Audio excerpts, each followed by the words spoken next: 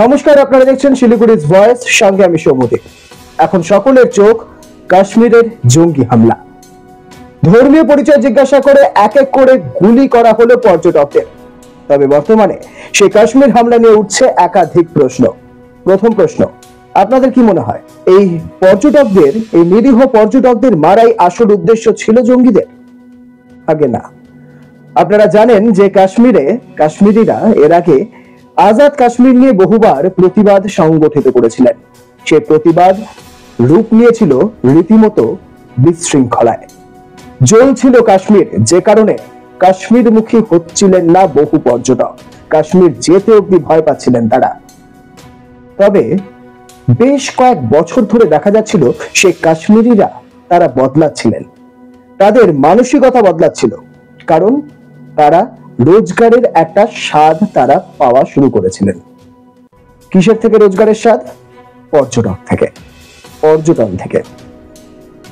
সেই পর্যটকদের থেকেই তারা রোজগার যখন শুরু করলেন, তখন তারা বুঝতে পারলেন প্রতিবাদ তো হবেই, কিন্তু পেট খালি রেখে আর কতদিন বিপ্লব, কতদিন প্রতিবাদ। সে কারণেই কিন্তু তারা বদলাচ্ছিলেন। তারা চাইছিলেন যাতে পর্যটকরা কাশ্মীরে আসেন, তাদের যাতে দু পয়সা রোজগার হয়। কিন্তু সেটাই সহ্য হচ্ছিল না কিছু দেশের, হ্যাঁ আমাদের শত্রু দেশের। সে কারণেই এই ধরনের একটি ঘটনা তারা ঘটালো। সে কারণেই জঙ্গিরা তারা কিন্তু মূলত ভয় দেখানোর চেষ্টা করলো সেই কাশ্মীরিদের ভয় দেখিয়ে যাতে আবারও কাশ্মীরকে জ্বালানো যায়, যাতে আবারও কাশ্মীরমুখী না হয় পর্যটকরা, যাতে তাদের দখল করতে সুবিধা হয় কাশ্মীর। সে কারণেই কিন্তু এই ধরনের ঘটনা ঘটানো হলো। অন্যদিকে আরেকটি প্রশ্ন, আচ্ছা একটা কথা বলুন তো আপনারা, রাতের বেলা সদর দরজায় তালা মেরে বারবার চেক করে ঘুমোতে যান কেন? নিরাপত্তার জন্য, তাই তো? তবে কাশ্মীরের মতো একটি স্পর্শকাতর জায়গায় নিরাপত্তা কোথায় ছিল? পেহেলগাম, মিনি সুইজারল্যান্ড নামে যেই জায়গাটুকু পরিচিত, সকল পর্যটক সেই জায়গা কিন্তু মিনি সুইজারল্যান্ড নামে জানেন। সেই মিনি সুইজারল্যান্ডে কেন নিরাপত্তা ছিল না? কারণ যখন জঙ্গিরা তো একেবারে এসে এলো পাথারে গুলি চালাননি। তারা প্রথমে ধর্মীয় পরিচয় জিজ্ঞাসা করলেন, তারপর এক এক করে গুলি করা শুরু করলেন। সেই গুলির আওয়াজে কোনো নিরাপত্তা বাহিনী কেন পৌঁছলো না, সেই নিয়ে কিন্তু উঠছে প্রশ্ন। তার মানে গোটা কাশ্মীর বা এই পেহেলগামের এই জায়গায় নিরাপত্তা বাহিনী ছিল না। আর ছিল যদি না, তাহলে কেন ছিল না? কাশ্মীরের মতো একটি স্পর্শকাতর জায়গা, সেখানে কেন কোনো নিরাপত্তা বাহিনী ছিল না, সেই নিয়ে উঠছে প্রশ্ন। সেই সমস্ত বিষয় নিয়ে আলোচনা করব। এই মুহূর্তে আমাদের সঙ্গে রয়েছেন শিলিগুড়ির বিশিষ্ট আইনজীবী সঞ্জীব চক্রবর্তী। তিনি কিন্তু সম্প্রতি কাশ্মীর থেকে ঘুরে এসেছেন। তার থেকে প্রথমে জানতে চাইবো যে কাশ্মীরের ছবিটা আপনি ঠিক কেমন দেখেছেন, কেমন দেখছিলেন কাশ্মীরের যারা কাশ্মীরি, তাদের মনোভাব কেমন আপনি দেখেছেন? আর আরেকটা বিষয় আমাদের জন্য যেটা লজ্জার বিষয়, নিরাপত্তা কতটা ছিল কাশ্মীরে? প্রথমে আপনি বলুন যে কাশ্মীরের ছবিটা আপনি ঠিক কেমন দেখেছেন, সঞ্জীব বাবু। দেখুন, কাশ্মীর তো সৌন্দর্যে ভরা একটা জায়গা, ভূস্বর্গ, কোনো সন্দেহ নেই। আমরা ভীষণ এনজয় করেছি ওখানে এবং আমাদের খুব ভালো লেগেছে কাশ্মীরের এই ব্যাপারটা। কিন্তু আজকে যে ঘটনা ঘটলো সেটা যা দেখে এসেছিলাম তার সাথে একেবারে মানানসই না। মানে একদিকে যেমন কাশ্মীর আমাদের কাছে সুখ স্মৃতিতে পরিপূর্ণ একটা জায়গা। দেখুন, একজন পর্যটক হিসেবে ওখানে গিয়ে যে কাশ্মীরকে বা কাশ্মীরবাসীদের আমি দেখেছিলাম, তার সাথে আজকে যারা এই ঘটনা ঘটালেন তাদের মানসিকতার কোনো মিল নেই।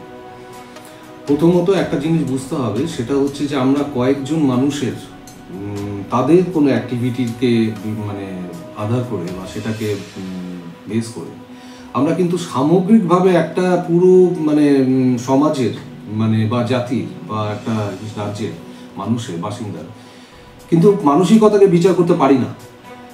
আমার যে দৃষ্টিভঙ্গি, আমি যেটা দেখেছি কাশ্মীরে, সেটা হচ্ছে যে কাশ্মীরিরা অত্যন্ত সৌজন্যপূর্ণ একটা জাত এবং তারা ভীষণ মানে সুভদ্র ব্যবহার করেন। তাদের কাছ থেকে আমি অনেস্টি পেয়েছি এবং খুব প্লিজিং পার্সোনালিটি। তারা সবসময় কিন্তু ওয়েলকাম করেছেন এবং ট্যুরিস্টদের জন্য ভীষণভাবে তারা সতর্ক একজন মানে ছিলেন এবং প্রতি মুহূর্তে আমরা যেখানে যেখানে গেছি, সে আমাদের অটোওয়ালা থেকে শুরু করে একটা হোটেল থেকে শুরু করে একটা দোকানে বাজারে যখনই যেখানে গেছি, প্রথম প্রশ্ন আমাদেরকে তারা করতেন যে কাশ্মীর কেমন লাগছে আপনাদের। আমরা নিজেরাও তারা বলতেন যে বেশিরভাগ মানুষ অফ সিজনে অর্থাৎ 3 মাস থেকে 4 মাস আমরা বাংলায় কাটাই। সুতরাং আমরা দেখলাম, ও যখন আমি আমার জায়গার কথা বলছি, রীতিমতো অলিগলি তারা চেনেন, বাংলা ভাষায় অনেকে কথা বলছেন আমাদের সঙ্গে। তাতে চাইছে যে আমরা তারা ভারতবর্ষের সঙ্গে কতটা সম্পৃক্ত, যুক্ত এবং তাদের জীবিকা কতটা ভারতবর্ষের বা এই বাংলার উপরে নির্ভরশীল। তো তারা এটা বারবার বোঝাচ্ছিলেন আমাদেরকে যে কাশ্মীর কিন্তু, তারা জিজ্ঞেস করছিলেন, ও বলছিল না যে ও আগে যে মহল সেই মহল কিন্তু এখন আর নেই, সেটা একটা অন্য সময় ছিল, আজকের সময়টা সম্পূর্ণ আলাদা। কাশ্মীরিরা যে অন্যরকম ভাবছেন, তাদের মানসিকতা যে আজকের জায়গায় নেই, তারা যে এখন রুজি রোজগারকে সব থেকে বেশি প্রাধান্য দিচ্ছেন এবং সেটাই যে তাদের কাছে কাঙ্ক্ষিত, সেটা কিন্তু তথ্যহীন ভাষায় তারা প্রত্যেকে বলেছিলেন। সঞ্জীববাবু, আরেকটি প্রশ্ন আপনার কাছে রাখবো যে কাশ্মীর ঘোরার সময় নিরাপত্তা কতটা দেখেছিলেন আপনি? নিরাপত্তা বাহিনী কতটা ছিল, কতটা মানে আঁটোসাঁটো ছিল নিরাপত্তা, সেটা আপনার থেকে জানার চেষ্টা করবো সঞ্জীববাবু। হ্যাঁ, কাশ্মীরে সব থেকে আশ্চর্যজনক যে ঘটনাটা আমার লেগেছে সেটা হচ্ছে সেখানকার নিরাপত্তাহীনতা। অর্থাৎ যে কাশ্মীর পাকিস্তানের একদম সারাক্ষণ মানে তারা কিছু না কিছু একটা উৎপাত করার জন্য চেষ্টা করেন এবং তার ইতিহাস আছে এবং করেন, সুযোগ পেলেই করবেন এবং হাই সিকিউরিটি জোন হিসেবে আমরা জানি। আমি যখন শ্রীনগর থেকে মানে এয়ারপোর্ট থেকে বেরোচ্ছিলাম, তখন আমি পার্কিং লট থেকে যখন আমি গাড়ি করে শুরু করলাম, তখন আমি দেখলাম যে পার্কিংয়ের ওখান থেকে কিন্তু গেটে একজন নিরাপত্তারক্ষী সশস্ত্র ছিল, আর কেউ ছিল না। আমি খুব অবাক হলাম দেখে। একটা মানে এয়ারপোর্ট আপনি ভাবতে পারেন যে একজন নিরাপত্তারক্ষী সেখানে আছেন। আবার আমি যখন অন্যান্য জায়গায় গেছি, এন্টার কাশ্মীর, শুধু পহেলগাঁও আমি বলছি না, এন্টার কাশ্মীরের কথা বলছি, কোনো টুরিস্ট স্পটে আমি ভালো সিকিউরিটি দেখিনি এবং মাঝে মাঝে মাঝে হয়তো 2-1 দাঁড়িয়ে আছেন বা কোনো একটা গাড়ি দাঁড়িয়ে আছে ওনাদের সশস্ত্র বাহিনী, সেনাবাহিনী, সেটা দেখেছি। কিন্তু আমি কোথাও দেখিনি। চন্দনওয়ারিতে আমি খুব সামান্যই কিছু দেখেছিলাম, যেখান থেকে আপনার ওই অমরনাথ যাত্রা শুরু হয় সেই স্পটে 2-4 জন দাঁড়িয়ে আছে। কিন্তু এন্টার কাশ্মীরের কোনো জায়গায় আমি কিন্তু নিরাপত্তা বলতে কিছুই দেখিনি। ইভেন বলতে পারেন যে ডাল লেকের পাশেই আমার হোটেল ছিল। ডাল লেকে যেই জায়গায় 2006 সালে গ্রেনেড দিয়ে টুরিস্ট বাসে গ্রেনেড ছোড়া হয় এবং 6 জন মানুষ মারাও যান তাতে, সেই স্পটটার কথা বলছি, সেটা হচ্ছে একদম বলতে পারেন যে ওটা এপি সেন্টার।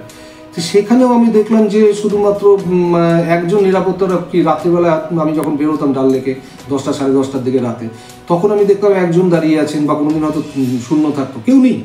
ইনফ্যাক্ট ওখানকার যে লাল চক, যেটা সব থেকে বড় বাজার, সেই লাল চকে আমি ওই টাওয়ার ক্লাব যেটা আছে তার ওখানে আমি একটা গাড়িতে করে 5-6 জনকে দেখেছিলাম নিরাপত্তারক্ষী, আর কাউকে দেখিনি।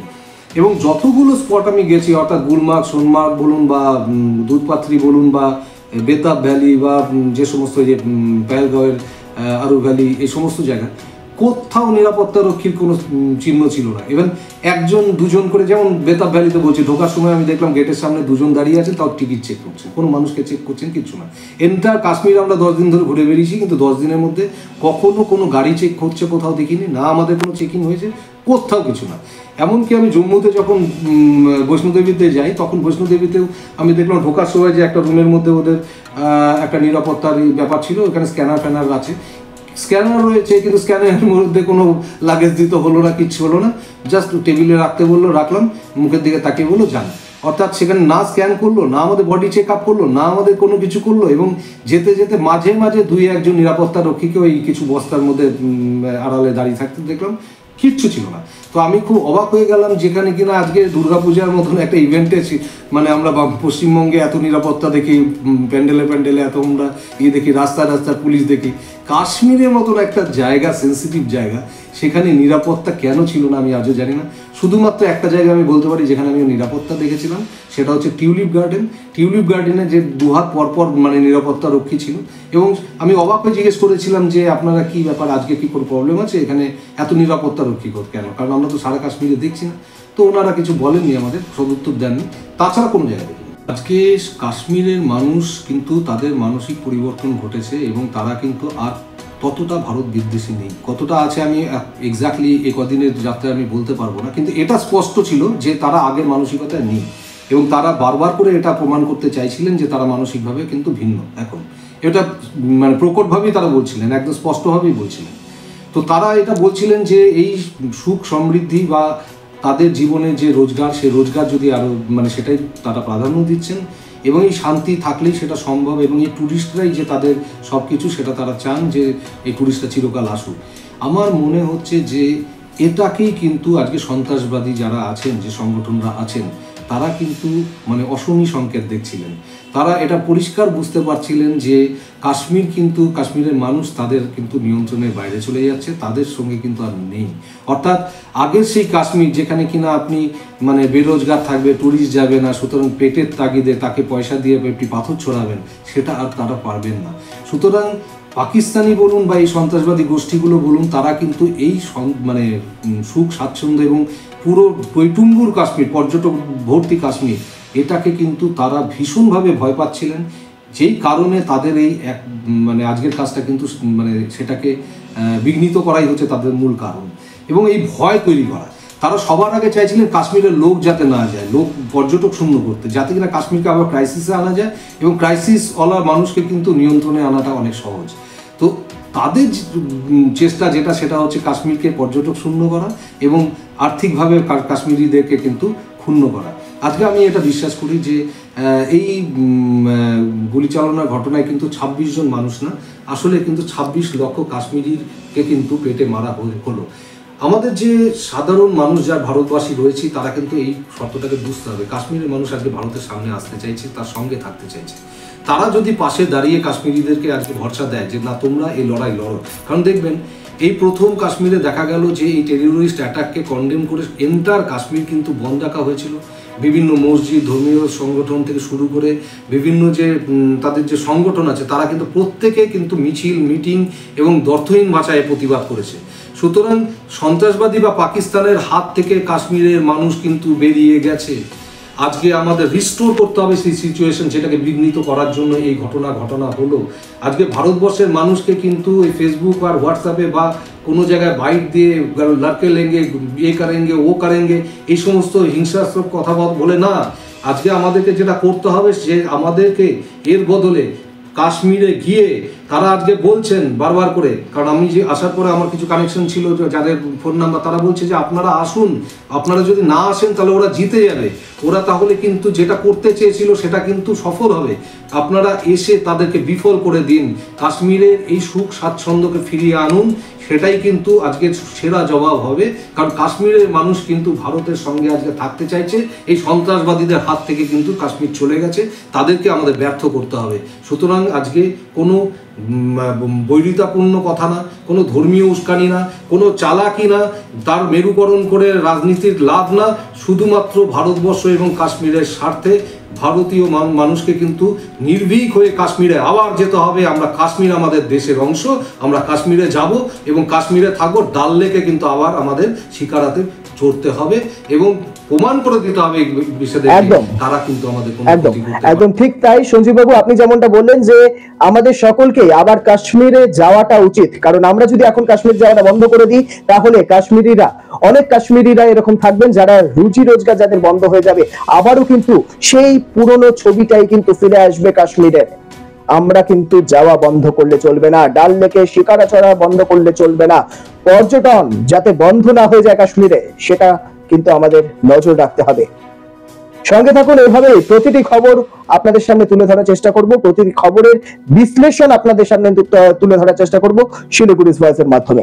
সঙ্গে থাকুন।